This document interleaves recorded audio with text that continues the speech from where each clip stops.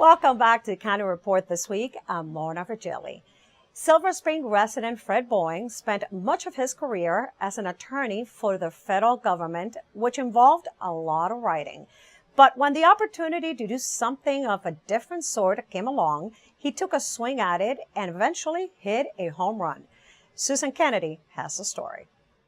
My son was getting to be about, I guess he was about 5 years old, and I was reading him sports books. And I wasn't happy with the sports books. And I thought, sports are really important to kids.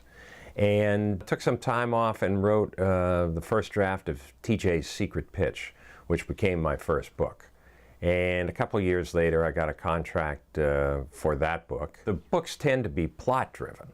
In other words, there has to be something going on. But I also like to work in sports history because I want to teach the kids something about the games that they play. The last thing, and I always tell adults, I said, don't tell the kids this, is I always have sort of a lesson in the book. And I'll say, well, this book is really about jealousy, or this book is about perfectionism. I just happen to use sports as the way to get those things across. You also write a weekly column for the Kids Post on sports. Tell us how you got involved with that. They called me in because they knew about my books. And they sort of were saying, well, we would like you to write it occasionally for the Kids Post. And I sort of surprised them. I said, well, I don't want to write for you occasionally. And they were surprised because everybody wanted to write for them. And I said, I want to write for you every week. I said, you don't have a columnist.